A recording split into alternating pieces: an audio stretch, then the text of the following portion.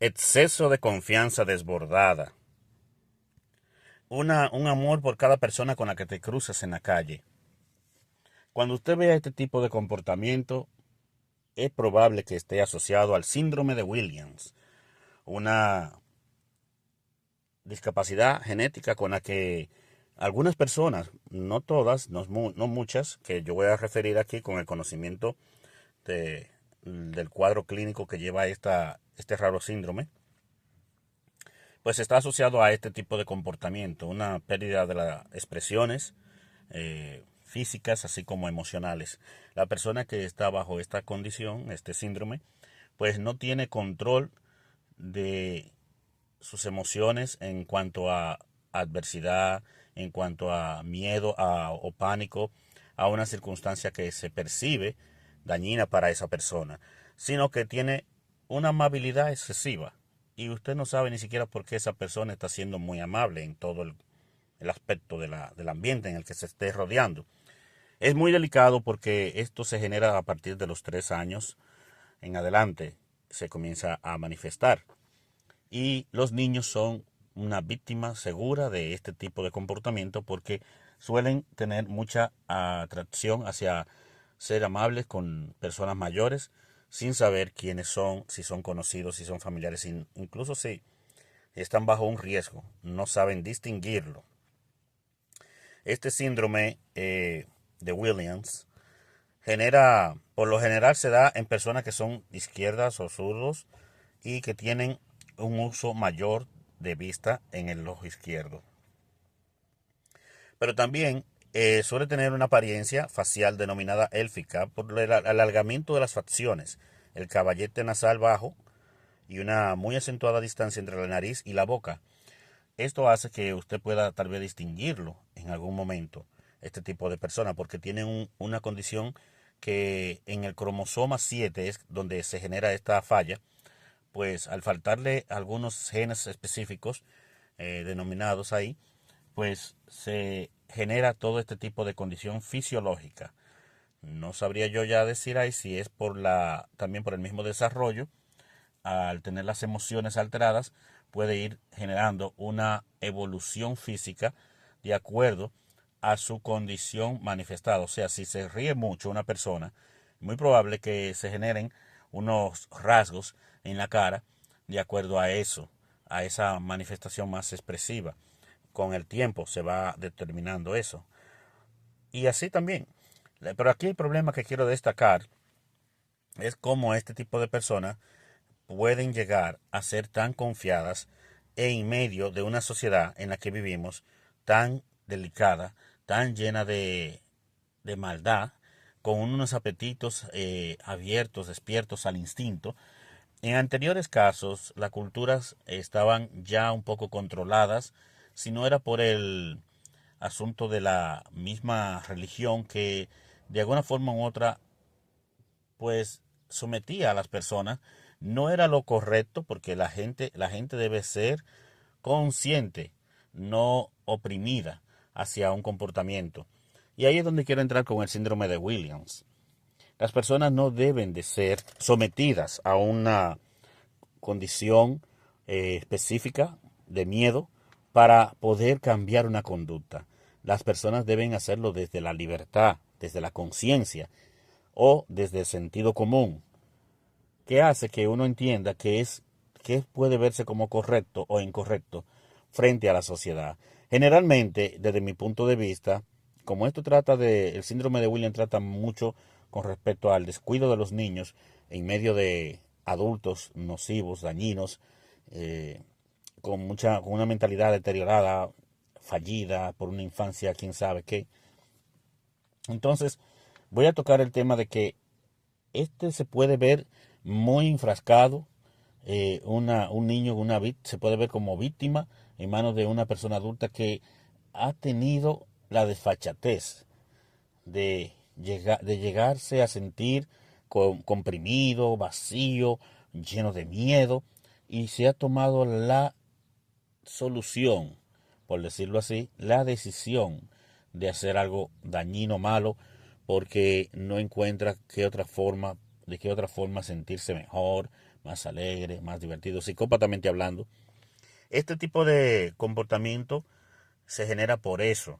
Por eso que muchas religiones, en anteriores casos, las personas que solían hacerle daño a niños que iban a la iglesia, por ejemplo, y usted ve este tipo de conducta, que era algunos casos, no eran muchos, pero eran algunos casos específicos, de personas representantes de iglesia, de estatutos sociales, religiosos, que tenían una reputación que parecían, wow, impecable, y por detrás tenían una maquiavélica interpretación diabólica de los hechos, cuando se les encontraba haciéndole daño a algún inocente, porque este tipo de personas fueron reprimidas a pensar de un modo, creyendo que la religión es el único modo de entender a Dios a través del miedo.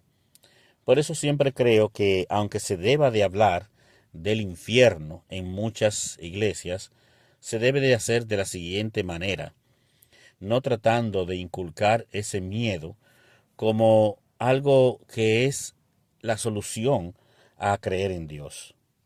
Y lo digo porque aunque sí es cierto que está ahí, que es real por el daño que vemos que hace cada ser humano, para mí el infierno está vívido en cada mala acción que comete una persona contra otra persona, cuando se le arrebata la inocencia a un inocente, cuando se le arrebata la vida a una persona, cuando se le hace daño a cualquier ser humano de una forma u otra, cuando se comete cualquier delito. Hay un sinnúmero de cosas que hacen que el infierno se manche tu vida y te quite esa herencia amorosa que Dios te ha regalado. Dios no quiere hacerte mención del infierno con el propósito de que tú lo busques a Él solo por el interés de ser salvado. He tocado ese tema en otros temas. Y cuando tú te des cuenta de que eso es real, de que tú debes de seguir una interpretación de Dios desde el sentido común. Los ateos quieren omitir la palabra Dios y para hacérselo fácil, si a ustedes les parece mejor, a los que están escuchando que no creen en Dios, si a ustedes les parece mejor seguir a Dios desde una conducta intachable, como entes sociales, como civiles, disfrácenlo como ustedes quieran, mientras una persona practique los valores y principios y fundamentos de una sociedad amena, agradable, servicial, dispuesta, con sentido común, con respeto. Yo no sé qué otra cosa más podría ser un cristiano que todo eso que estoy acabando de mencionar. El que es cristiano y no sigue estos estatutos de una sociedad más agradable, más proporcional al respeto, más proporcional al sentido común, al servicio, disponible dentro de lo posible, entonces no sé qué clase de mundo estamos construyendo. No sé por qué hay que tener divisiones, si este es el sentido común, si esta es la visión general de todos los que creemos en principios básicos del ser humano. Con Dios o sin Dios, según los ateos, para ellos es vital seguir practicando la bondad. He conocido ateos que me dicen, yo soy generoso, yo doy allí, yo doy una ayuda allá. Si veo a una persona solicitando ayuda en la calle y le veo una enfermedad eh, que corresponde a esa urgencia, pues le doy también ayuda. Entonces he conocido ateos que hacen actividades de cristianos y que no crean en Dios como tú quieres que crea, como tú quieres creer. Eso no implica que esa persona necesariamente se vaya a condenar, porque la misma Biblia dice que los últimos serán los primeros. O sea, tú no puedes estar juzgando una situación espiritual, por decirlo así, de alguien que está, que tú mismo estás en esa condición que esa persona. O sea, tú estarás también bajo un juicio. Nadie, por privarse, por creerse que estará con Dios delante o detrás, crea que porque ha durado más de 30 años en una iglesia, no será juzgado igual que el que no fue nunca, pero hizo igual obras de bien. Y es por eso que yo nunca me he comportado como alguien soberbio.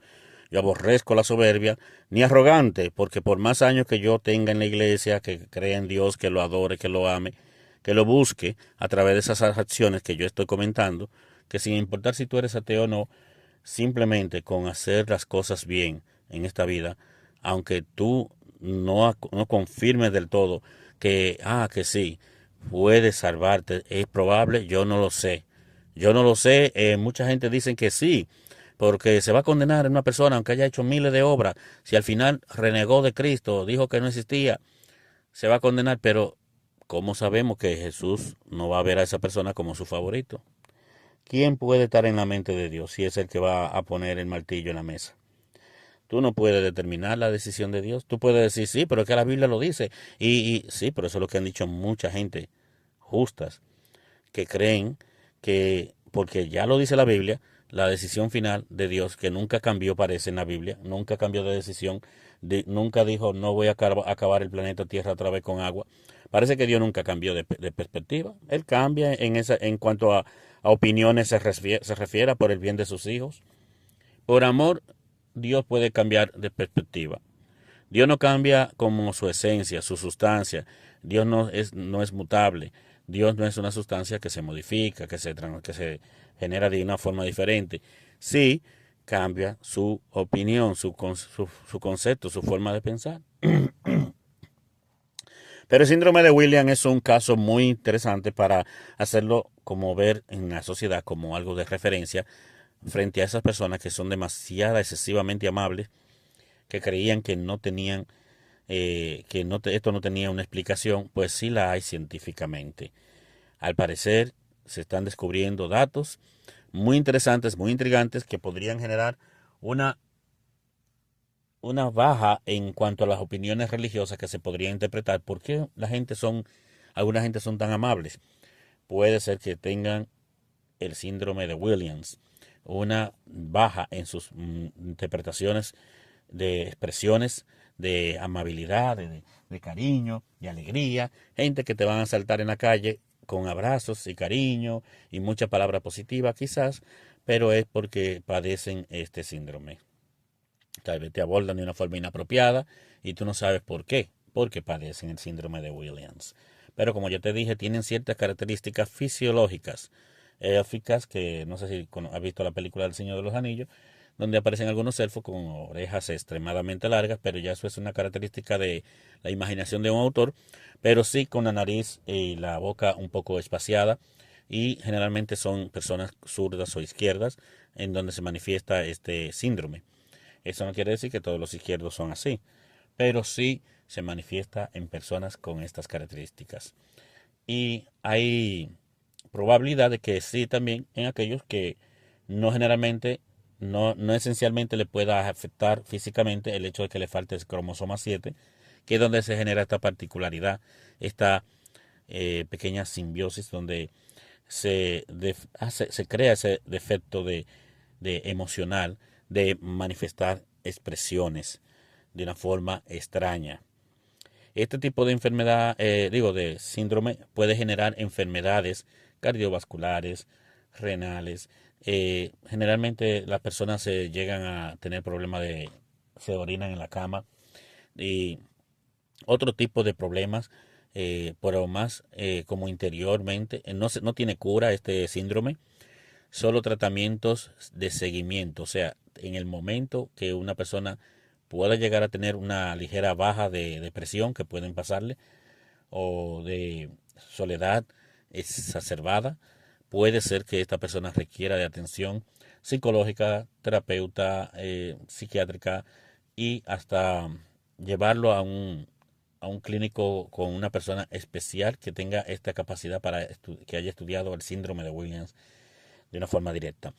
Para todos aquellos que se sienten atraídos a ser muy simpáticos, no crean necesariamente que tienen el síndrome de Williams. Solo lo tomo como referencia para enmarcar el grado de amabilidad exagerada que tienen muchas personas en la calle, que a veces lo hacen de una forma descontrolada y que pueden ser víctimas de otras personas que son malévolas, que están maquinando el mal día y noche, que no tienen control de sus instintos, que en vez de educarse cada día para ser mejores personas, para usar su energía para hacer el bien y no el mal, pues es lamentable que uno pierda de control a este tipo de personas si es que tú la tienes por ahí cerca o si es que se aparecen de repente ante tus ojos y los estás viendo siendo víctimas de alguien dañino que sí tiene claridad de su mente, pero lo quiere usar, esa claridad la quiere usar para hacer daño, como te expliqué, a causa de la opresión que podía existir psicológicamente. Mucha gente se veían perturbadas y tal vez ustedes dirán, pero ¿por qué un cristiano, una gente que cree en Cristo, haría una cosa mala? Porque hay gente que se vieron perturbadas en la religión y hasta muchos después de haber cometido actos diabólicos, por decirlo así, pero realmente socialmente punitivos, castigados por la sociedad, ellos no les importó crearle un infierno a esa otra persona y cometiendo sus delitos, pues ellos mismos creaban su propio infierno, pero no lo veían así. Simplemente también justificaban sus acciones con que el diablo me lo hizo hacer.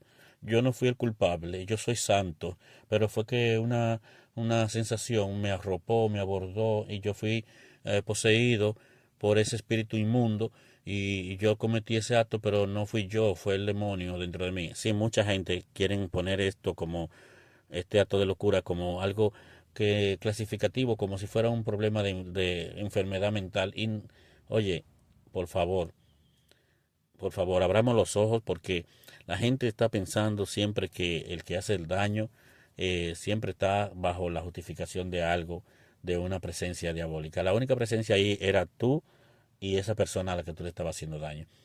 Ahí esa era la única presencia que existía. Y el castigo debe ser sin piedad en ese caso, porque es para honrar la justicia de una forma justiciera la víctima que tuvo que soportar lidiar con cosas que no tenía que haber pasado.